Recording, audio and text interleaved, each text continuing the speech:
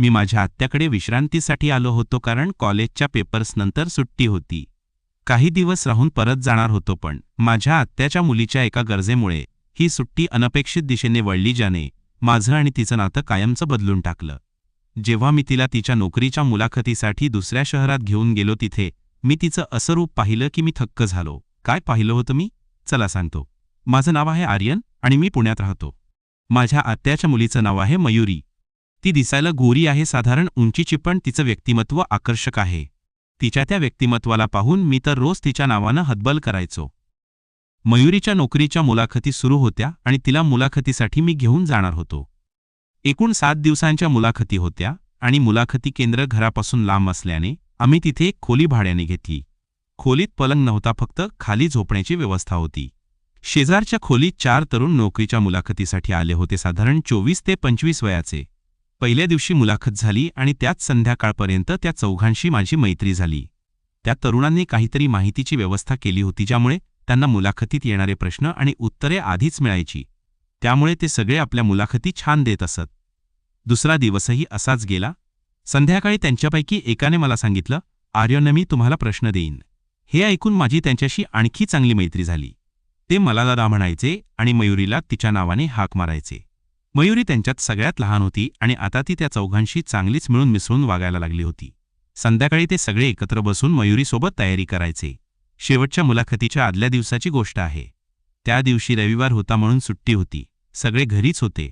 ते चौघे माझ्या खोलीत येऊन मयुरीसोबत तयारी करायला लागले. त्यांना तयारी करताना पाहून मी मयुरीला सांगितलं, मी जवळच्या मॉलमध्ये खरेदीला जातोय, 3 ते 4 तासात परत येईन. तू तयारी कर आणि आराम कर. असं म्हणून मी निघालो, पण रस्त्यावर अनपेक्षित रहदारी जाम झाल्यामुळे मी परत खोलीकडे निघालो. खोलीवर परत येताना दार बाहेरून बंद होतं. मी आत गेलो तर मयुरी तिथे नव्हती. मी विचार केला कदाचित बाथरूमला गेली असेल किंवा तयारीसाठी गेली असेल. मी आराम करायला लागलो. 20 ते 25 मिनिटं झाली तरी मयुरी आली नाही. तेव्हा मला वाटलं ती त्या तरुणांबरोबर तयारी करत असेल. मी तिला पाहायला त्या तरुणांच्या खोलीकडे गेलो. तिथे गेल्यावर दारातून बंद होतं. मला शंका आली आणि मी आत डोकावण्याचा प्रयत्न केला, पण काही मार्ग दिसेना. मग मला आठवलं की बाथरूममधून त्यांची खोली दिसते. मी लगेच बाथरूममध्ये शिरलो आणि एका व्हेंटिलेशन ग्रिलमधून आत पाहिलं. त्या ग्रिलमधून सगळं स्पष्ट दिसत होतं. आत सोफ्यावर 3 तरुण पूर्ण मोकळे बसले होते आणि हतबल करत होते, पण मयुरी कुठेच दिसत होती. मी माझ्या मोबाईलवर त्यांची रेकॉर्डिंग सुरू केली. तेवढ्यात माझी नजर त्या तरुणांवर गेली. ते सगळे एकाच दिशेने पाहत होते. मी तिकडे पाहिलं आणि मी अवाक झालो. माझी आत्याची मुलगी मयुरी पूर्ण मोकळी होती आणि ती सुखाचा अनुभव घेत होती. तिला सुख देणाऱ्या तरुणाचं नाव होतं समीर. तो तिच्या व्यक्तिमत्वाला प्रेमाने स्पर्श करायला लागला आणि मला कळलं की माझ्या आत्याची मुलगी सुखाचा अनुभव घेण्यासाठी आतुर झाली होती. तोही तिला सुखाचा अनुभव द्यायला तयार होता. त्याने त्याची भावना मयुरीच्या जीवनावर टाकली आणि त्याला घासायला लागला. मयुरीच्या तोंडातून आवाज निघत होता. तेवढ्यात समीरने आपल्या भावनेला तिच्या जीवनात टाकला आणि सुख घालवायला सुरुवात केली. मला हे पाहून खूप राग येत होता. थोड्या वेळाने ती स्वतः त्याला साथ द्यायला लागली. बाकीचे तरुण शांत बसले नव्हते, तेही मैदानात उतरायला तयार होते. इकडे समीर सुखाचा अनुभव देत होता आणि तो जीवनात रंग सोडायच्या तयारीत होता. तिला पाहून मलाही तिला सुखाचा अनुभव द्यावासा वाटत होतं. अचानक समीरने तिच्या जीवनात रंगाच्या 5-6 पिचकाऱ्या सोडल्या. मग मयुरीने डोळे मिटले. आता तिसरा तरुण ऋषभ तो आला आणि मयुरीच्या जीवनात भावना टाकली आणि मयुरी आनंदाने आवाज करत होती. मला कळलं की माझी आत्याची मुलगी पक्की अनुभवी आहे. चौथा तरुण अक्षय, ज्याची भावना सगळ्यात मोठी होती, तो आला. मयुरी त्याच्या भावनेला तोंडाने सुख देऊ लागली. आता ऋषभ, जो मयुरीला सुख देत होता, तो पूर्ण ताकदीने सुखाचा अनुभव देऊ लागला. थोड्या वेळाने त्यानेही तिच्या जीवनात रंगाच्या 5-6 पिचकाऱ्या सोडल्या. मग चौथ्या तरुणाने अक्षयने मयुरीला सुखाचा अनुभव देण्यात पूर्णतः मिनिट घेतली. शेवटी तो आवाज करत तिच्यावर कोसळला. त्याने ढीगभर रंग मयुरीच्या जीवनामध्ये सोडला. मी हे सगळं माझ्या फोनमध्ये रेकॉर्ड केलं होतं. त्यांचा कार्यक्रम संपल्यावर मी तिथून निघालो. 1 तासाने परत आलो तेव्हा मयुरी आपल्या खोलीत बसून तयारी करत होती. मी तिला काही बोललो नाही. रात्री मी तिला तो व्हिडिओ दाखवला. ती एकदम घाबरली. ती म्हणाली, दादा मला माफ कर, आता असं होणार नाही. मी म्हणालो, एकटी आहेस तुला मला पण सुख द्यावं लागेल. ती लाजली. मी तिला माझ्या मिठीत घेतलं. ती म्हणाली, मी तर कधीपासून तुझ्याकडून सुख घ्यायला उत्सुक होते. मी विचारलं का? ती म्हणाली, मी तुझी भावना पाहिली आहे, ती खूप मोठी आहे. मी म्हणालो, मग कधी सांगितलं नाहीस? ती म्हणाली, मला लाज वाटत होती. कदाचित तू रागावशील म्हणून. मी विचारलं, माझी प्यारी मयुरी, कधीपासून सुखाचा अनुभव घेत आहेस? ती म्हणाली, आज दुसऱ्यांदा सुखाचा अनुभव घेतला. मी विचारलं, पहिल्यांदा कोणाबरोबर? ती म्हणाली, हा प्रश्न खूप मोठा आहे, नंतर सांगते. तिने ती गोष्ट नंतर सांगण्याचं वचन दिलं. मी मयुरीला म्हणालो, आता उशीर करू नको. मग मी माझी भावना मयुरीच्या जीवनामध्ये टाकण्याचा प्रयत्न केला. पण माझी भावना चौघांपेक्षा मोठी होती, त्यामुळे मयुरीला त्रास झाला. पण तिने दिवसभर सुखाचा अनुभव घेतला असल्यामुळे तिने जास्त ओरडलं नाही. मयुरीने पण मला मदत केली. मग मी भावना जीवनात टाकून सुख घालवायला सुरुवात केली. मला खूप मजा येत होती. थोड्या वेळात माझ्या भावनेतून रंगाची पिचकारी निघणार होती. मी मयुरीला न सांगता तिच्या जीवनातच रंगांची पिचकारी सोडली. मग आम्ही दोघे पापी करायला लागलो. थोडा वेळ आम्ही असेच पडलो होतो. मित्रांनो, त्या दिवशी मी 30 मिनिट तिला सुखाचा अनुभव दिला. आम्ही दोघे थकून चोर झालो होतो आणि पडलो होतो. आमच्या या सुखाच्या कार्यक्रमात वेळ कसा गेला कळलंच नाही. अशा प्रकारे आमचं हे सत्र 4 दिवस चाललं. त्यानंतरही सुखाचा कार्यक्रम अस्तादायत सुरू आहे. जेव्हा जेव्हा मला संधी मिळते तेव्हा मी तिला कुठेतरी बाहेर घेऊन जातो आणि सुखाचा अनुभव देतो. मित्रांनो, काही दिवसांनी मयुरीच्या मुलाखती संपल्या आणि आम्ही दोघे पुण्याला परतलो. पण त्या 7 दिवसांनी आमचं नातं कायमचं बदलून टाकलं होतं. मयुरी आता माझ्यासमोर जास्त मोकळी झाली होती. तिच्या डोळ्यात एक वेगळीच शंका होती, जणू ती काहीतरी गुपित ठेवत होती. मी तिला तिच्या पहिल्या अनुभवाबद्दल विचारलं, पण ती नेहमी हसून विषय टाळायची. दादा सांगते ना, थोडं थांब, असं म्हणून ती मला चिडवायची. पण मला तिच्या त्या रहस्यमय हसण्यामागचं सत्य जाणून घ्यायचं होतं. आमचं आयुष्य पुन्हा नेहमीसारखं सुरू झालं. मी माझ्या कॉलेजला आणि मयुरी तिच्या ऑफिसला लागली. पण त्या रात्रींच्या आठवणी माझ्या मनातून जात नव्हत्या.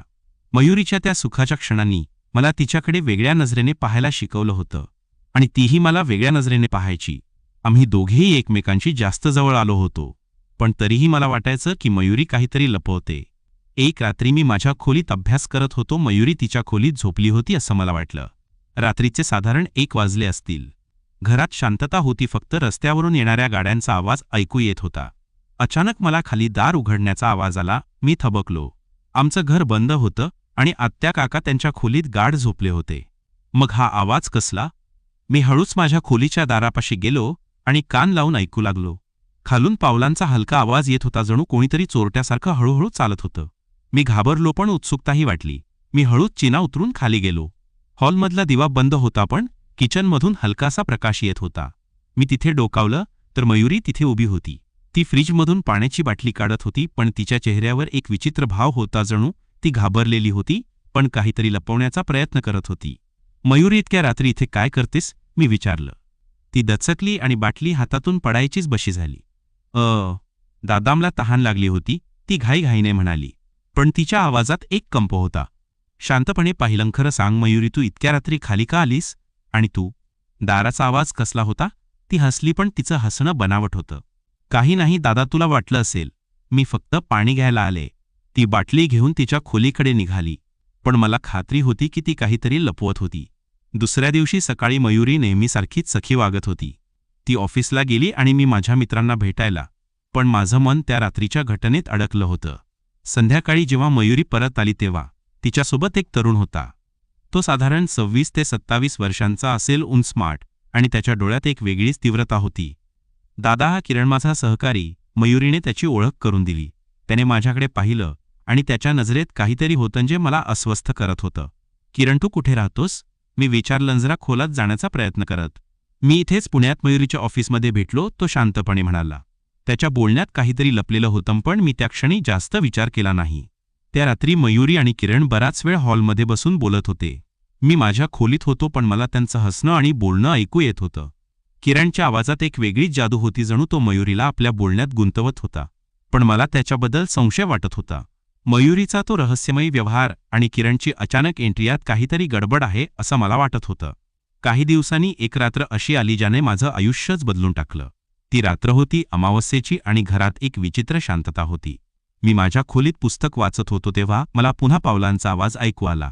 यावेळी तो आवाज जास्त स्पष्ट होता आणि तो मयुरीच्या खोलीकडून येत होता. मी हळूच तिच्या खोलीकडे गेलो. दार अर्धवट उघड होतं. मी आत डोकावलं तर मयुरी तिथे नव्हती. तिचा बेड रिकामा होता आणि खिडकी उघडी होती. मी घाबरलो. मयुरी कुठे गेली? मी तिचा फोन चेक केला, तो बेडवरच पडला होता. माझी पळापळ सुरू झाली. मी घरात सगळीकडे शोधलं, पण ती कुठेच नव्हती. शेवटी मी खाली गेलो आणि मुख्य दार अर्धवट उघड होतं. बाहेर रस्त्यावर गडद अंधार होता आणि फक्त रस्त्यावरील दिव्यांचा हलका प्रकाश दिसत होता. मी बाहेर पडलो आणि मयुरीला हाक मारली, "मयुरी, कुठे आहेस?" पण काहीच प्रतिसाद आला नाही. अचानक मला रस्त्याच्या टोकाला एक सावली दिसली. ती सावली हळूहळू चालत होती आणि तिच्या मागे आणखी एक सावली होती. मी जवळ गेलो तर ती मयुरी होती आणि तिच्या मागे किरण होता. "मयुरी!" मी ओरडलो. ती वळली आणि तिच्या चेहऱ्यावर भीती दिसत होती. किरणने माझ्याकडे पाहिलं आणि त्याच्या डोळ्यात एक भयानक चमक होती. "आर्यन, तू इथे काय करतोस?" किरणचा आवाज थंड होता पण त्यात धमकी होती. "मयुरी, तू ठीक आहेस ना?" मी तिच्याकडे धावलो. तिने माझा हात पकडला आणि फक्त होकार दिला पण तिच्या डोळ्यात काहीतरी सांगण्याची इच्छा होती. "आर्यन, तू घरी जा. मयुरी माझ्यासोबत सुरक्षित आहे," किरण म्हणाला. "तू कोण आहेस किरण, आणि मयुरीला रात्री अशी का घेऊन गेलास?" मी त्याला थेट विचारलं. तो हसला आणि त्याच हसणं मला अस्वस्थ करत होतं. "आर्यन, काही गोष्टी तुला समजणार नाहीत. मयुरी आता माझी आहे." मी मयुरीला किरणपासून दूर खेचलं आणि तिला घरी घेऊन आलो. ती रडत होती आणि मला काहीच कळत नव्हतं. रात्री ती शांत झाल्यावर मी तिला विचारलं, "मयुरी, खरं सांग, किरण कोण आहे आणि तू त्याच्यासोबत का होतीस?" तिने डोळे पुसले आणि सांगायला सुरुवात केली, "दादा, किरण माझा सहकारी नाही. तो मला ब्लॅकमेल करतोय."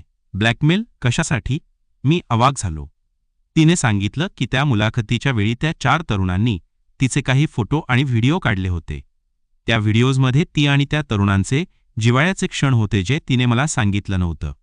किरण त्या तरुणांपैकी एकाचा जवळचा मित्र होता आणि त्याने ते व्हिडिओ मिळवले होते. तो मयुरीला धमकावत होता की जर तिने त्याचं ऐकलं नाही तर तो ते व्हिडिओ व्हायरल करेल. "मग तू मला का नाही सांगितलंस?" मी रागाने विचारलं. "मला लाज वाटत होती दादा, आणि मला वाटलं की मी स्वतः यातून बाहेर पडेन," ती रडत म्हणाली. मी ठरवलं की किरणला थांबवायचंच, पण तो इतका सोपा नव्हता. दुसऱ्या दिवशी मी त्याला भेटायला गेलो. तो एका जुन्या वेअरहाऊसमध्ये राहत होता जिथे कोणी जात नव्हतं. त्याने मला आत बोलावलं आणि एक व्हिडिओ दाखवला. त्यात मयुरी आणि त्या तरुणांचे काही क्षण होते आणि माझाही एक व्हिडिओ होता जिथे मी मयुरीला सुखाचा अनुभव देत होतो. "आर्यन, तू आणि मयुरी दोघेही माझ्या तावडीत आहात," तो हसत म्हणाला. "मी फक्त मयुरीला नाही तर तुलाही नष्ट करू शकतो. तुला काय पाहिजे?" मी दातोट खात विचारलं. "मला पैसे पाहिजेत आणि मयुरी माझ्यासोबत राहील," तो म्हणाला. मी त्याला थेट नकार दिला. "मयुरी कधीच तुझी होणार नाही आणि तुझा हा खेळ आता संपला." त्या रात्री मी मयुरीला घेऊन आमच्या एका नातेवाईकाकडे गेलो जिथे ती सुरक्षित असेल. पण किरणचा धोका अजून टळला नव्हता. मी परत घरी आलो तेव्हा मला माझ्या खोलीत एक पत्र मिळालं. त्यात लिहिलं होतं, "आर्यन, तू मयुरीला लपू शकतोस पण माझ्यापासून कोणीच सुटू शकत नाही. तुझ्या घरात एक रहस्य आहे जे तुला माहिती नाही. जर तू माझं ऐकलं नाहीस तर ते रहस्य सगळ्यांसमोर येईल आणि मग मयुरीचं आयुष्य उद्ध्वस्त होईल." पत्राखाली एक फोटो होता ज्यामध्ये मयुरी आणि एक अनोळखी व्यक्ती. कोण होती ती? आणि किरणला आमच्या घरातलं कोणतं रहस्य माहिती होतं? मी मयुरीला फोन केला. ती माझ्या नातेवाईकांकडे सुरक्षित होती. तिचा आवाज घाबरलेला होता पण तिने मला सांगितलं, "दादामला त्या फोटोबद्दल काहीच माहिती नाही. मी त्या व्यक्तीला कधीच पाहिलं नाही." मी तिला शांत केलं पण माझं मन अस्वस्थ होतं. दुसऱ्या दिवशी सकाळी मी त्या पत्राचा आणि फोटोचा बारकाईने अभ्यास केला. फोटो जुना दिसत होता, जणू काही वर्षांपूर्वीचा. मयुरी त्यात लहान दिसती, साधारण 14 ते 15 वर्षांची. तिच्यासोबत ती अनोळखी व्यक्ती होती ज्याच्या चेहऱ्यावर एक भयानक हास्य होतं. मला वाटलं कदाचित हे मयुरीच्या पहिल्या अनुभवाशी संबंधित आहे ज्याबद्दल ती बोलायचं टाळत होती. मी ठरवलं की किरणला थांबवण्यासाठी त्याच्या मागे जायचं. पण त्याआधी मला मयुरीचं सत्य जाणून घ्यायचं होतं. मी तिला भेटायला गेलो. ती मला पाहून हसली पण तिच्या डोळ्यात भीती दिसत होती. "मयुरी, आता खरं सांग, तुझा पहिला अनुभव कोणाबरोबर होता? आणि त्या फोटोतली ती व्यक्ती कोण आहे?" मी थेट विचारलं. तिने डोळे खाली घातले आणि दीर्घ श्वास घेतला. "दादा, मला माफ कर, पण मी तुला सगळं सांगते," तिने सांगायला सुरुवात केली. मित्रांनो, कथा अजून रंगतदार होणार आहे. तुम्हाला पुढचा भाग बघायचा असेल तर लगेच कॉमेंटमध्ये भाग 2 लिहा. तोपर्यंत भेटूया लवकरच पुढच्या नवीन एखाद्या कथेमध्ये. धन्यवाद.